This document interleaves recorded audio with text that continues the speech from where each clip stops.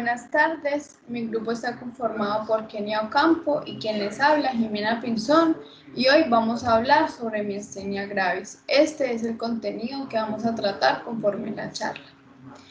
En cuanto a las generalidades, la miastenia gravis es una enfermedad que es autoinmune, en la que los anticuerpos se unen a receptores de acetilcolina o a funcionalmente relacionadas en la membrana posináptica en la unión neuromuscular. Esto lo que va a hacer es que me va a inducir a una debilidad de los esqueléticos, que básicamente es la única manifestación de la enfermedad. La debilidad puede ser localizada o puede ser generalizada. Esta es más proximal que distal y casi siempre va a incluir los músculos oculares con diplopía y con ptosis.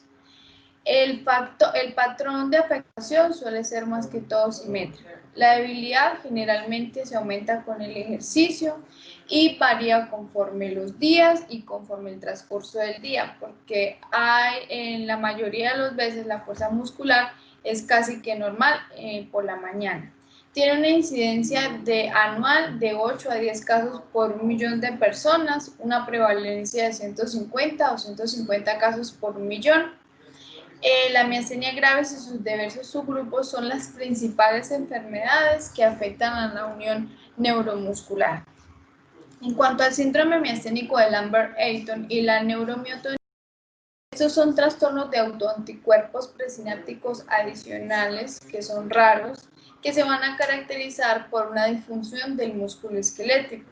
Los síndromes miasténicos congénitos y las afectaciones inducidas por toxinas, como por ejemplo el botulismo, pueden afectar la unión neuromuscular y provocar que haya una debilidad muscular.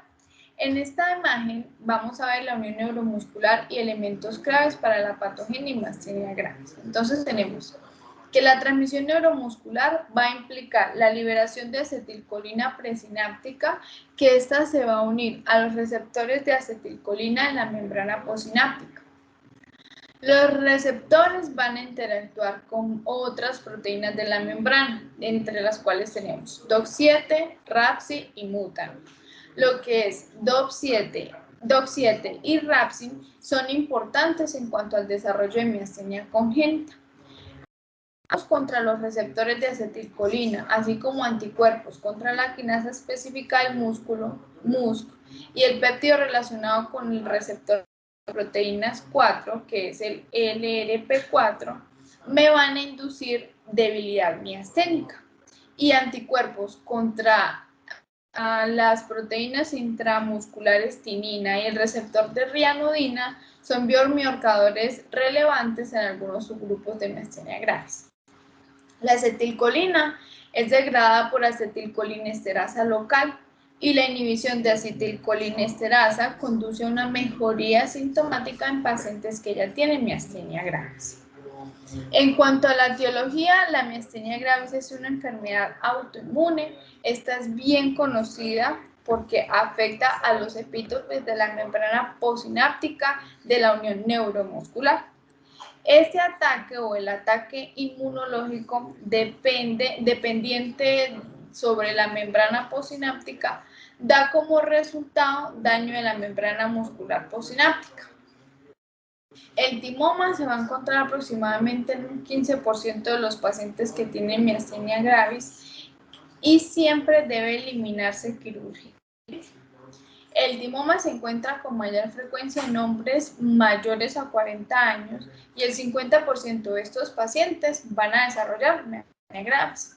Las subunidades alfas del AChR son las más comunes y estas van a causar una destrucción de la región de la placa terminal posináptica a través de la activación del complemento.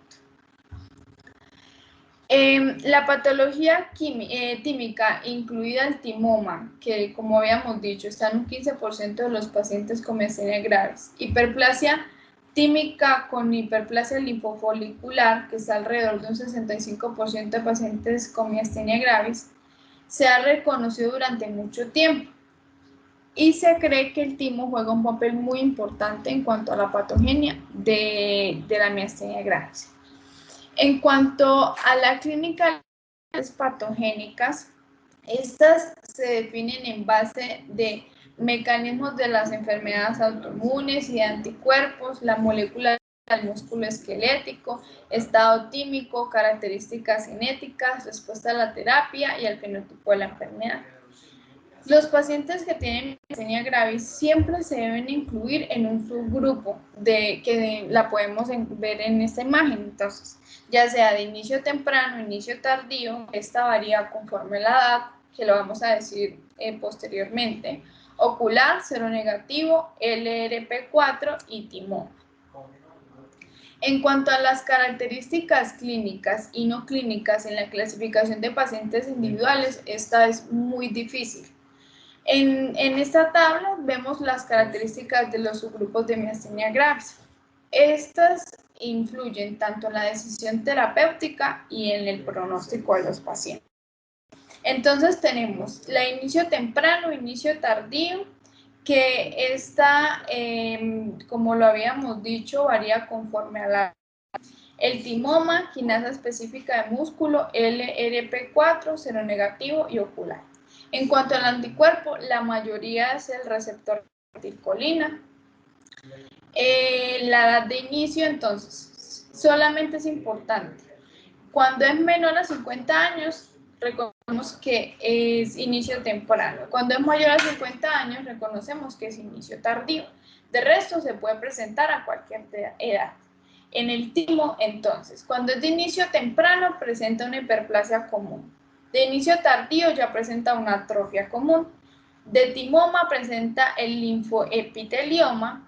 En la quinasa específica de músculo es normal, igualmente que en el LRP4, y ya seronegativo y ocular, pues las anormalidades del timo son variables. El 15% de todos los pacientes que tienen miastenia gravis, los síntomas se van a limitar a los músculos oculares. Nada más la mitad de los pacientes que tienen miastenia gravis ocular tienen anticuerpos oculares detectables. La ptosis y la diplopía son frecuentes síntomas, pero la enfermedad va a permanecer restringida a músculos oculares solamente en una minoría de pacientes. En el 90% de los pacientes van a continuar teniendo una miastenia ocular hasta 2 años después del inicio de los síntomas. La miastenia gravis no se manifiesta en un músculo específico, sino que también puede presentar anticuerpos de quinasa. Mientras tanto, el receptor de acetilcolina y anticuerpos LRP4 se pueden encontrar en su grupo ocular. La presencia de anticuerpos musculares aumenta el riesgo de secuelas posteriores a la enfermedad. Solamente 2/3 de los pacientes con miastenia gravis tienen una enfermedad generalizada de inicio temprano o tardío, y estos pacientes pueden no tener timoma. Entre los pacientes que tienen miastenia gravis con anticuerpos de acetilcolina, la edad de inicio tiene un patrón que es bimodal, lo que respalda pues el uso de una edad de corte, que en este caso son 50 años, para distinguir si es de inicio temprano o de inicio tardío. En cuanto a la miastenia gravis juvenil, esta se incluye en el grupo de inicio temprano y se define como aquellos pacientes que tienen antes de 15 años. Este es mucho más común en las poblaciones de Asia Oriental que en los blancos. La miastenia gravis de inicio temprano tiende a caracterizarse porque tiene hiperplasia tímica, mientras que la atrófica es más del inicio tardío. La miastenia gravis de inicio temprano se va a asociar con genes como HLA, DR3, HLA, B8, y se saben que estos influyen en el sistema inmunológico y probablemente en el riesgo de tener algún tipo de enfermedad autoinmune. En cuanto a la enfermedad de inicio tardío, esta se va a asociar con el HLA-DR2, HLA-B3, HLA-DR1. El estado tímico y el patrón HLA representan fuertes marcadores de subgrupos porque apuntan directamente a la variación de las vías patogénicas.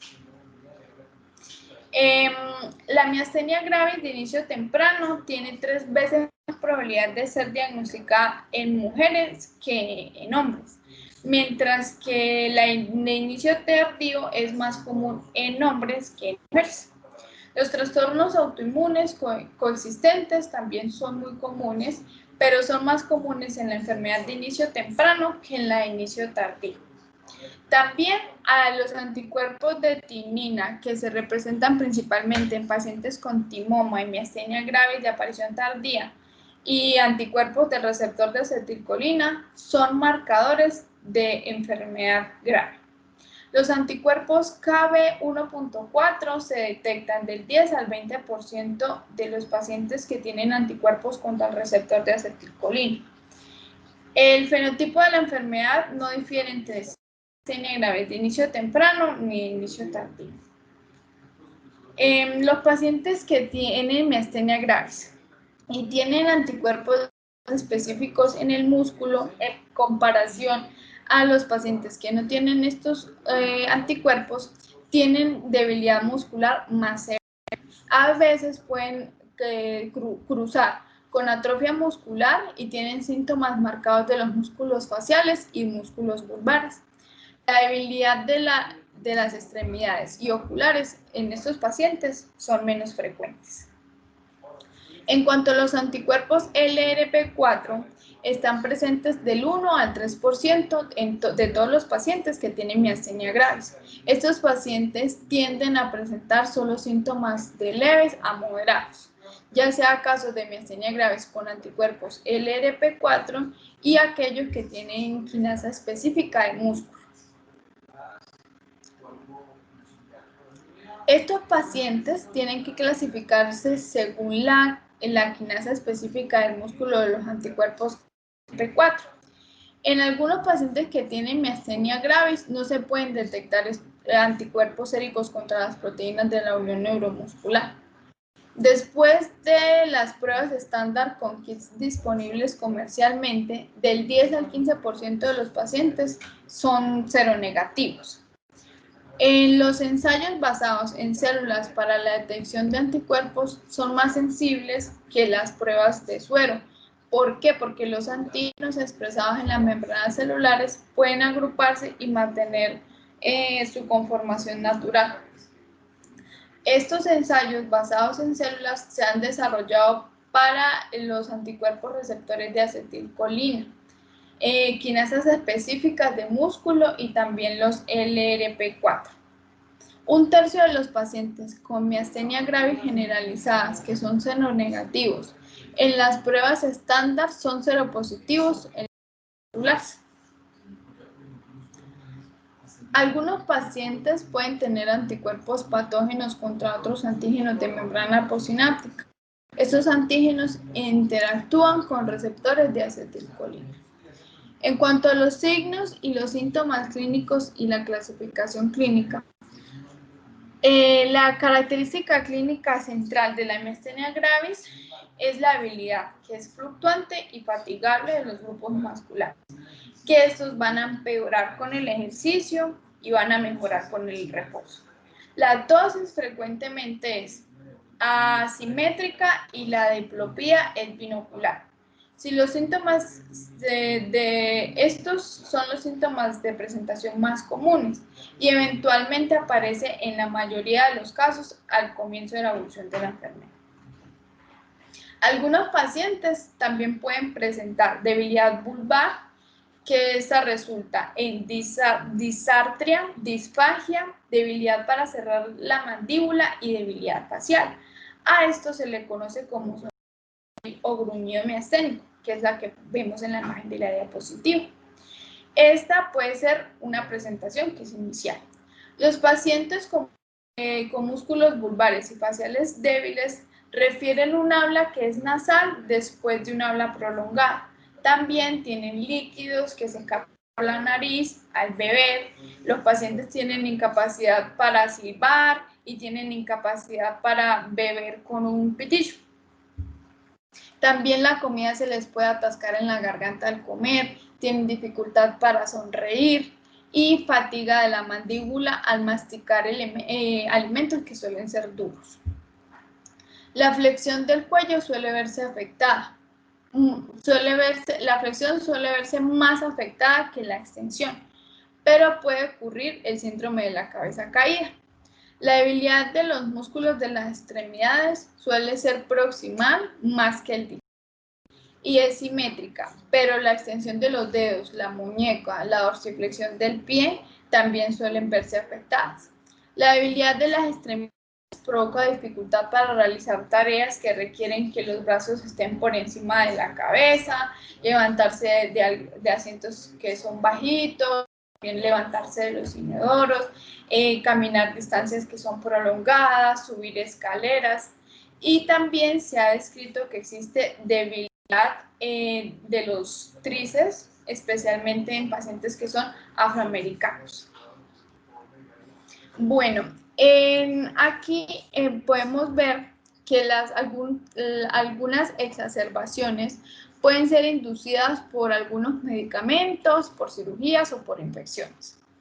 En esta tabla vemos algunos factores que pueden desencadenar o que pueden empeorar la miastenia gravis, que son cirugía, calor durante el embarazo, posparto, estrés, infecciones virales, trasplante de médula ósea, algunos medicamentos, entre los cuales tenemos antibióticos, aminoglucósidos, fluoroquinolonas, tetraciclinas, penicilinas, nitrofurantoína, telitromicina, medicamentos que contienen magnesio como son los laxantes, antiácidos, la toxina botulínica, interferón alfa, de penicilina, medicamentos cardiovasculares, entre los cuales tenemos la quinina, bloqueadores beta, bloqueadores de los canales de calcio, anestésicos, bloqueadores neuromusculares e inhibidores de los puntos de control. En cuanto a la crisis miasténica, estos van a ocurrir aproximadamente en el 15% de los pacientes y es causada porque hay una debilidad severa del diafragma y de los músculos respiratorios accesorios y esto me va a causar una insuficiencia respiratoria. Esta es una emergencia neurológica que debe reconocerse rápidamente y debe ingresarse al paciente en UCI y tiene que tener soporte ventilatorio y tratamiento con corticosteroides junto al recambio plasmático. La miastenia gravis refractaria, esta se define clínicamente por síntomas que no cambian o tampoco empeoran después del tratamiento con corticosteroides y al menos 2 inmunosupresores utilizados en dosis adecuadas durante una duración adecuada o hasta que se produzcan efectos secundarios intolerantes.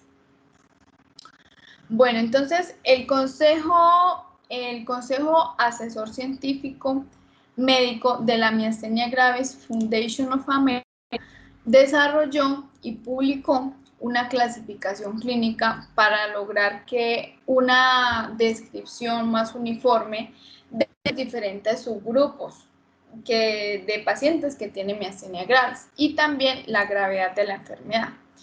Esta clasificación no solamente se usa con fines de investigación, sino que también se usa en la práctica clínica y ha reemplazado muchas clasificaciones que ya existían, incluidas una clasificación que se llamaba la de Osserman. Entonces tenemos que existen diferentes clases de miastenia, entonces tenemos la 1, la 2, que tiene sus subgrupos, la 3, la 4 y la 5. La 1, entonces esta se caracteriza porque es debilidad del músculo ocular, que puede tener debilidad en el cierre de los ojos, pero el resto de la fuerza muscular es normal. 2 es porque hay una debilidad leve que afecta a otros músculos, además de los oculares, y también puede tener debilidad de los músculos oculares de cualquier tipo. La 2A es porque se afecta de forma predominante a los músculos axiales o de las extremidades, o pueden ser ambos. O también tiene una participación de los músculos orofaringeos, pero usualmente la participación es menor. La 2B es porque hay una afectación predominante de los músculos orofaringeos o respiratorios o ambos. y puede tener una participación menor de los músculos axiales, de las extremidades o ambos. La 3 es porque hay una debilidad moderada que afecta a otros músculos, además de los oculares. Y también puede tener debilidad de los músculos oculares de cualquier gravedad. A es porque hay una afectación predominante de los músculos axiales y de las extremidades o ambos. Y también puede tener una participación que suele ser menor de los músculos orofaringeos. La 3B es una afectación predominante de los músculos orofaringeos, respiratorios o ambos. Y tiene una participación que usualmente es menor de los músculos axiales o de las extremidades o ambos. La 4, hay una debilidad severa que afecta otros músculos, además de los oculares, y también puede tener debilidad de los músculos oculares de cualquier gravedad. La 4A es predominantemente de los músculos axiales y de las extremidades o ambas. O también puede tener una participación que suele ser menor de los músculos orofaringeos. La 4B hay una afectación predominante de los músculos orofaringeos, respiratorios o ambos. Puede también tener una participación que usualmente es menor de los músculos axiales, de las extremidades o ambas. La quinta es definido por intubación, con o sin ventilación mecánica, excepto cuando se emplea durante el tratamiento postoperatorio de rutina. El uso de sonda de alimentación sin intubación coloca al paciente en clase 4B. En cuanto al diagnóstico, las pruebas serológicas son el primer paso diagnóstico cuando se sospecha de miastenia gravis. Los anticuerpos de unión AChR positivos son muy específicos para la miastenia gravis autoinmune y se encuentran hasta en un 80% de los pacientes con miastenia gravis generalizada. El 50% de los pacientes con miastenia gravis ocular y en aproximadamente el 50% de los niños con miastenia gravis autoinmune. Los resultados falsos positivos son extremadamente raros y se han encontrado en algunos pacientes con otras enfermedades autoinmunes, como lo son el síndrome de Guillain-Barré y pacientes con timomas sin signos de miastenia gravis. Se han notificado raramente anticuerpos AChR en pacientes con esclerosis lateral amiotrófica. Algunos pacientes pueden ser seronegativos en el momento de la prueba inicial y seroconvertidos después de un periodo de tiempo. Generalmente ese periodo de tiempo es después de 6 meses. Se prueban anticuerpos bloqueadores de AChR y moduladores de AChR cuando los anticuerpos de unión a AChR son negativos, pero solo aumentan la sensibilidad diagnóstica en menos del 5%. Los anticuerpos antiestriacionales se encuentran alrededor del 30% de los pacientes que tienen miastenia gravis de inicio en la edad adulta y el 80% de los pacientes que tienen timoma sin miastenia gravis. Los anticuerpos antistriacionales se encuentran más comúnmente en pacientes mayores, en pacientes más jóvenes con miastenia gravis se encuentran más que todo la presencia de timoma o recurrencia del timoma. En cuanto al diagnóstico diferencial, este debe diferenciarse de otros trastornos de la unión neuromuscular, como lo son el síndrome miasténico de Lambert-Eaton, el síndrome miasténico congénito y botulismo, la enfermedad de Lyme, que causa múltiples neuropatías craneales, isquemia del tronco encefálico y la polirradiculopatía desmielinizante inflamatoria aguda, como lo son el síndrome de Miller-Fisher y variantes faringeas cervical braquial.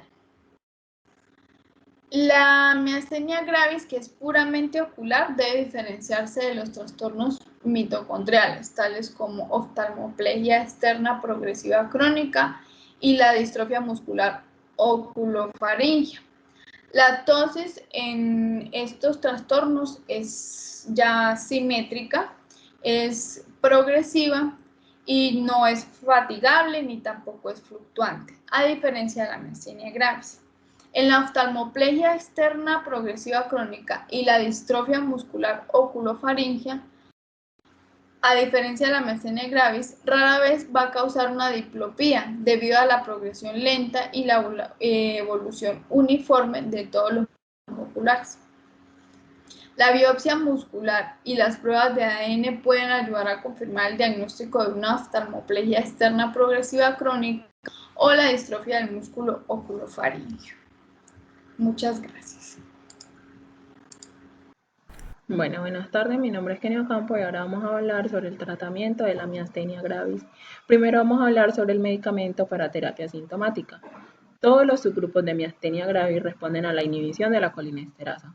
Debemos tener en cuenta que lo que es la neoximina y el cloruro de ambenonio también son inhibidores de la colinesterasa, pero estos son menos eficaces que la pridostigmina en la mayoría de nuestros pacientes. El aumento de la liberación de acetilcolina presináptica mediante la administración de la 3,4-diaminopiridina o efedrina suele tener un efecto benéfico, pero leve.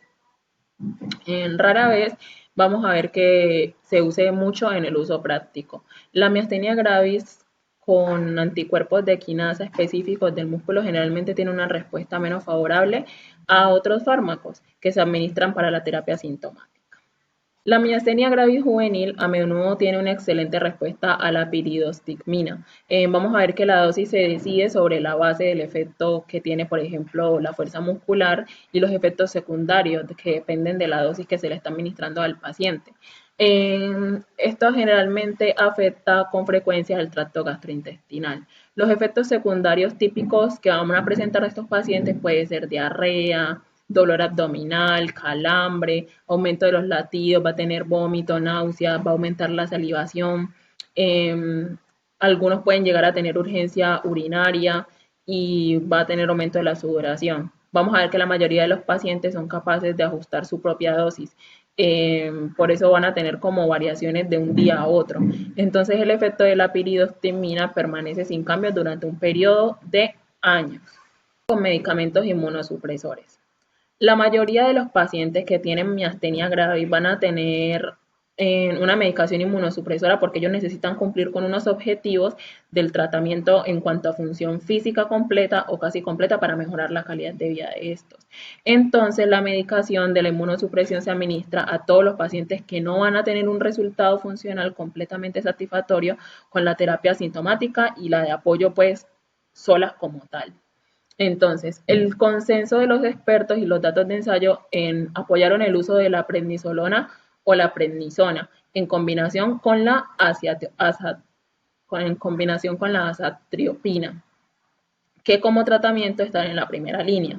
En la prednisolona y la prednisona se consideran igualmente eficaces ambas pues como tratamiento. La dosificación en días alternos que a menudo se usan para reducir los efectos secundarios de los glucocorticoides generalmente no conducen a que haya fluctuaciones no deseadas de esta enfermedad, pero la evidencia de efectos secundarios reducidos es posible, es decir, que puede en algún momento desarrollar efectos secundarios. Por lo general, la dosis de la enfermedad se aumenta gradualmente, incluso puede ir de 60 hasta 80 miligramos en días alternos, para nosotros poder evitar el deterioro inicial de los pacientes. Una vez que se ha logrado un control estable de los síntomas de los pacientes y se le han adicionado otros medicamentos para que el paciente mejore aún más con el control de los síntomas, entonces lo que uno hace es que a menudo se le aumentan de 10 a 40 miligramos en cada dosis, en días alternos. Uno de los principales objetivos del tratamiento de la miastenia gravis ocular es prevenir la generalización de esta enfermedad. Entonces vamos a ver que en la mayoría de los pacientes la azatioprina se agrega a la prednisolona porque esta combinación lo que nos va a hacer es que proporciona un mejor resultado en cuanto a la funcionalidad y da menos efectos secundarios en nuestro paciente que cuando le hacemos una monoterapia, por ejemplo, con la prednisolona.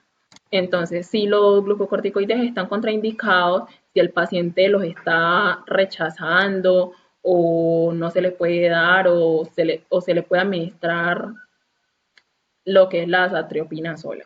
La dosis recomendada en estos casos es de 2 a 3 miligramos por kilogramo de peso corporal. Entonces, la azatioprina lo que hace es inhibir la síntesis de las purinas y por eso la proliferación celular va a tener un efecto particularmente fuerte sobre las células B y las células T.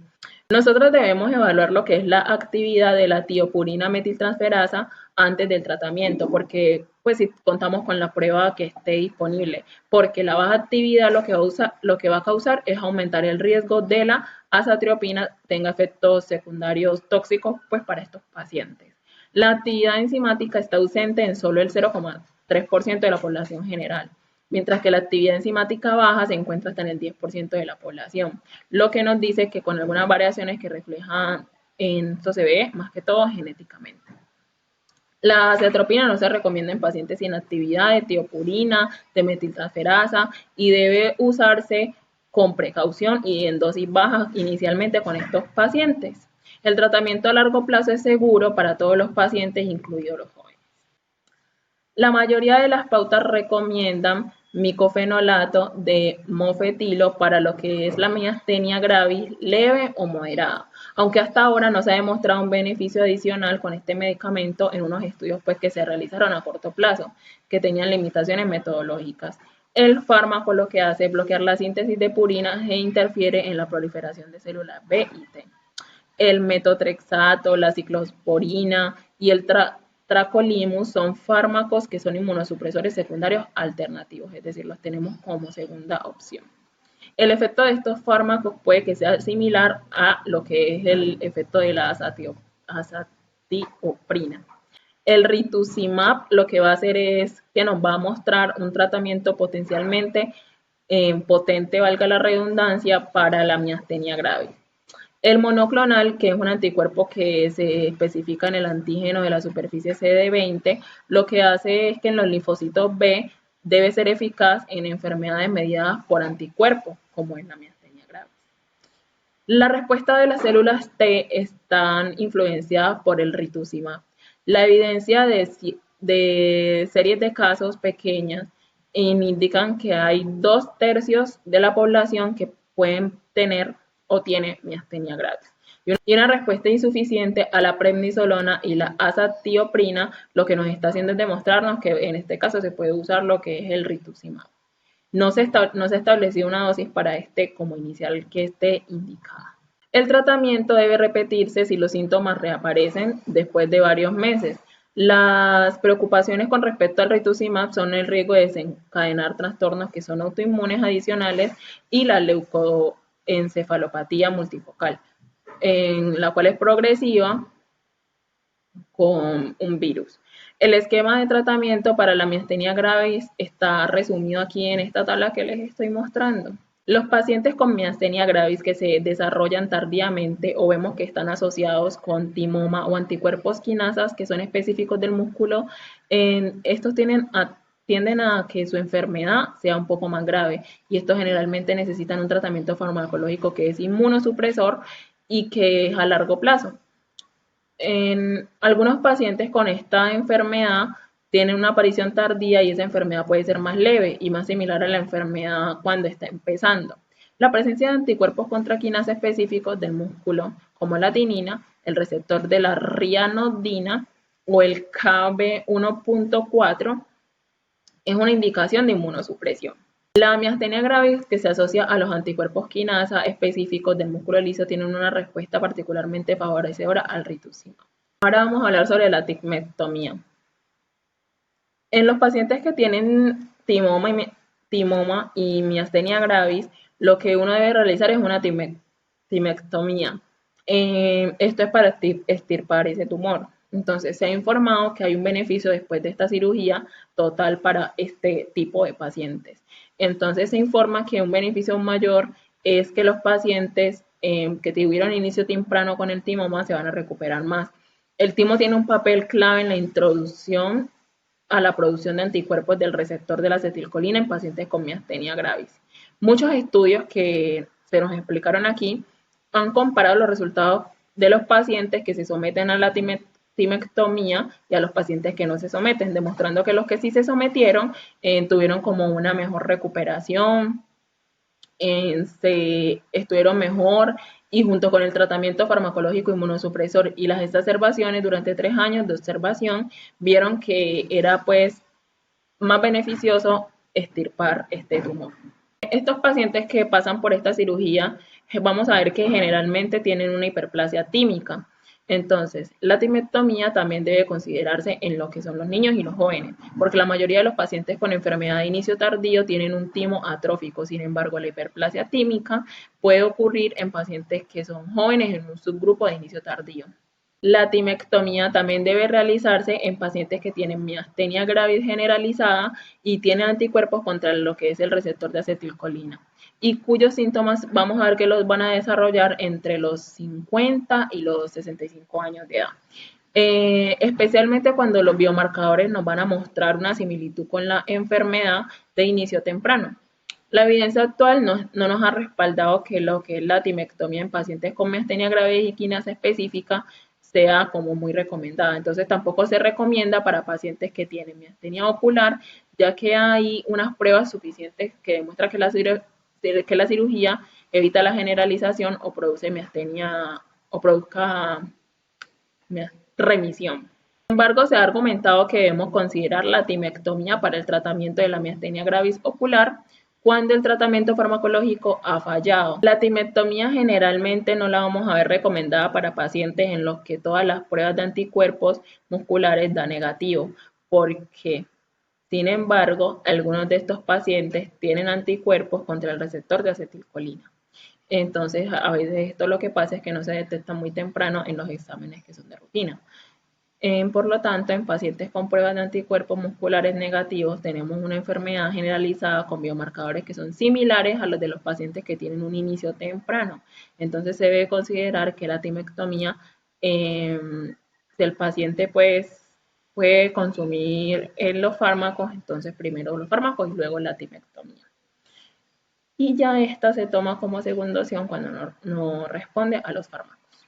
Los pacientes con empeoramiento de la habilidad que requieren una intubación o una ventilación que no sea tan invasiva deben recibir agentes inmunosupresores que actúen rápido y sea en cuidados intensivos.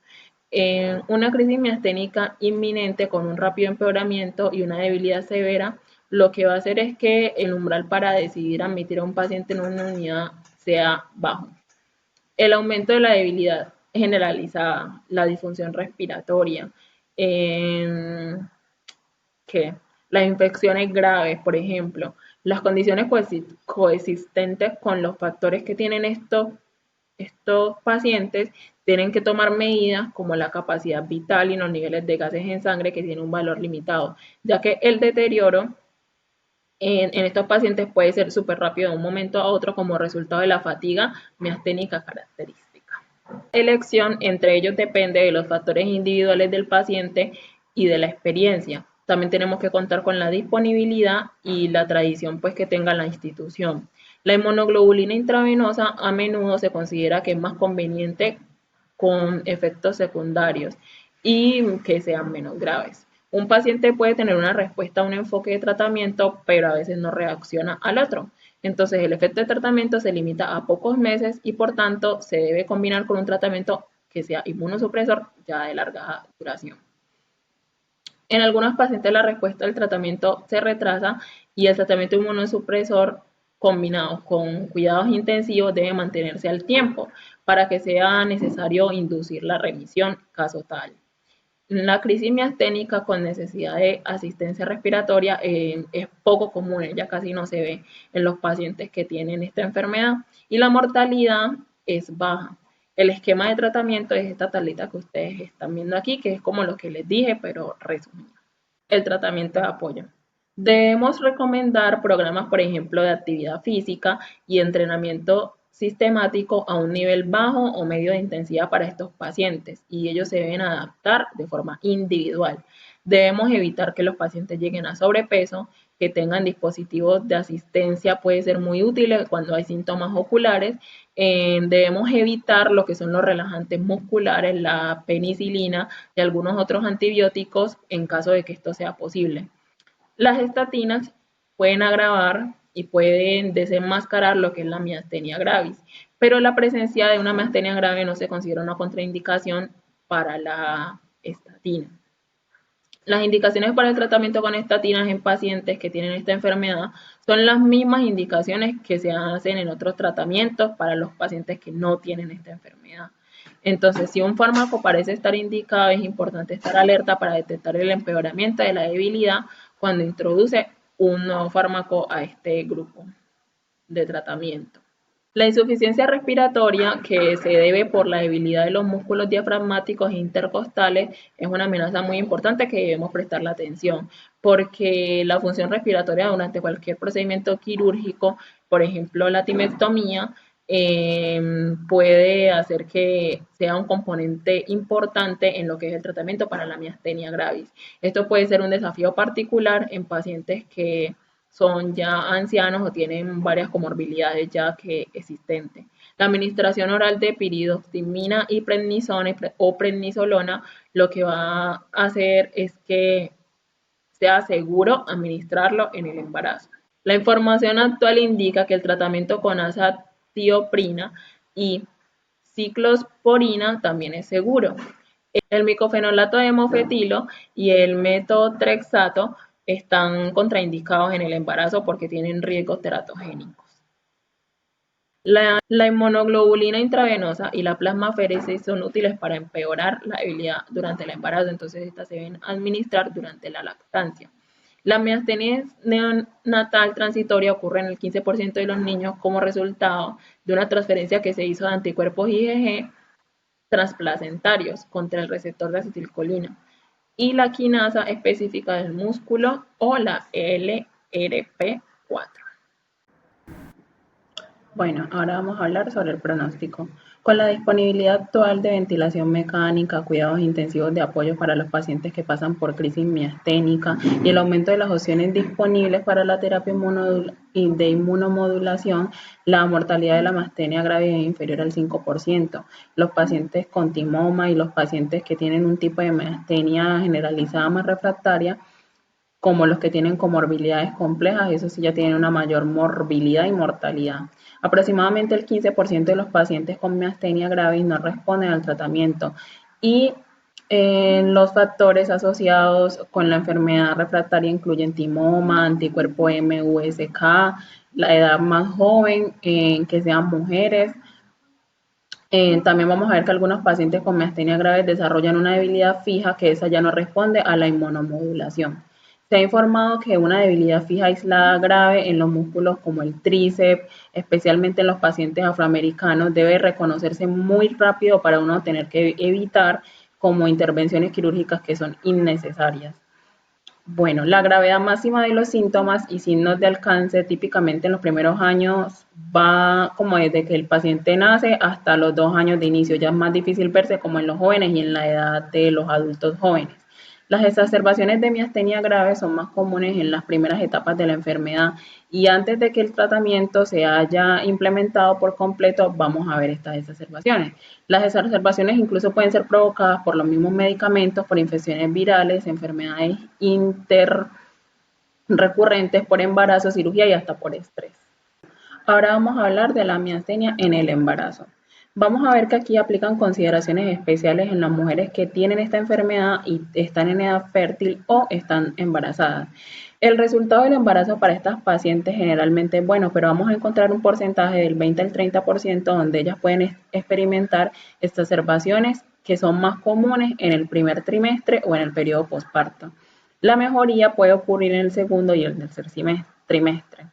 De forma ideal, las mujeres que tienen esta enfermedad y quieren estar embarazadas antes de embarazarse deben discutir un plan de atención y revisar con su neurólogo para que en caso de que tenga que ajustar los medicamentos se haga con tiempo si es necesario. Los objetivos deben ser que a la paciente se le disminuya los síntomas de la miastenia y hay que disminuir el riesgo de exacerbación para evitar que haya una exposición potencial que daña al feto o a la mujer. Es posible que veamos la fatiga durante la segunda etapa del parto y puede ocurrir un parto prolongado y hasta puede haber sufrimiento fetal. El obstetra debe estar preparado para ayudar con forceps o extracción con ventosas en esta etapa en caso de que sea necesario. También le podemos aplicar neostigmina 1,5 miligramos intramusculares o 0,5 miligramos intravenosos. Esto es a 60 miligramos de peridostigmina oral y se puede utilizar en caso de que sea necesario durante el parto. Las pacientes que tienen esta enfermedad son más sensibles a los agentes anestésicos, por lo que debemos evitarlo, especialmente los que son relajantes musculares no despolarizados. Para las mujeres que tienen esta enfermedad, la anestesia epidural es la mejor elección cuando están en parto. El magnesio es un tratamiento de la eclampsia que se debe usar con precaución en esta paciente y se debe supervisar siempre, porque esto tiene un efecto negativo sobre la transmisión neuromuscular. Ahora vamos a hablar de la miastenia pediátrica. Esta enfermedad en niños es muy rara y el diagnóstico se hace de una forma mucho más difícil, en parte porque el porcentaje de casos seronegativos es grande y el posible diagnóstico diferencial puede ser genético. La miastenia juvenil o infantil es un trastorno postsináptico que es autoinmune y se adquiere por una transmisión neuromuscular que ocurre en pacientes preures y comparte la mayoría de las mismas características clínicas. Debe distinguirse de las diferentes formas genéticas de defecto de transmisión neuromuscular. La modalidad de tratamiento son similares a las que utilizan los adultos y suele ser muy eficaz con una alta tasa de remisión. La función y el momento de la timectomía, aunque bien está establecido que para los adultos se debe hacer, como se lo mencioné arriba, aún no está bien establecido cuándo se debe hacer en niños. La timectomía suele considerarse una opción terapéutica en la miastenia infantil generalizada cuando la respuesta a la piridostigmina y a los inmunosupresores no se da de una forma completa o en caso de que nosotros queramos evitar efectos secundarios a largo plazo en nuestros pacientes. El papel de la timectomía es más confuso ya que es muy difícil descartar un síndrome miasténico congénito. Bueno, mientras que los niños con miastenia adquirida puramente ocular tienen una alta tasa de remisión espontánea, la miastenia ocular puede ser refractaria al tratamiento de niños cuando son asiáticos y afroamericanos y con frecuencia da como resultado una debilidad muscular que puede dar en el ojo fija. Debemos considerar los inmunosupresores en casos refractarios y la prednisolona que se debe usar en la dosis más baja en estos casos porque puede causar retraso del crecimiento, disminución de la mineralización ósea e interferencia en el calendario de vacunación de los niños pequeños.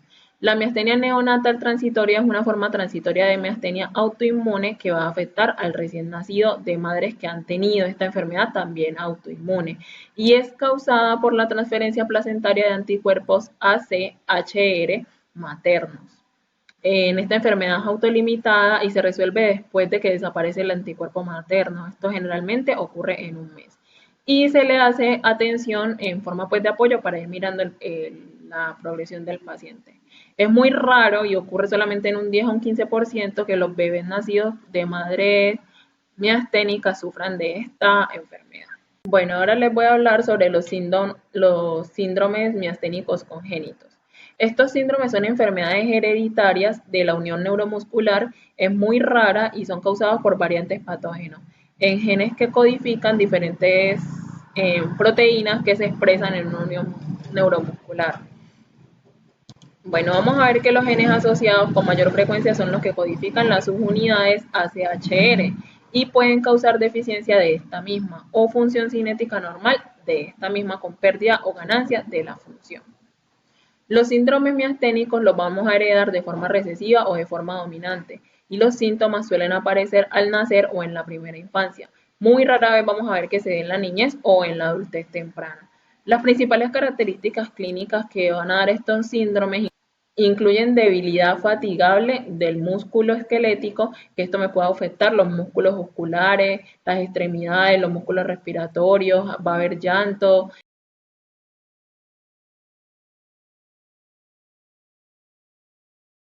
Bueno, vamos a ver que en estos casos los músculos cardíacos y lisos no van a estar tan afectados y la función cognitiva de estos niños va a ser normal en la mayoría de los pacientes.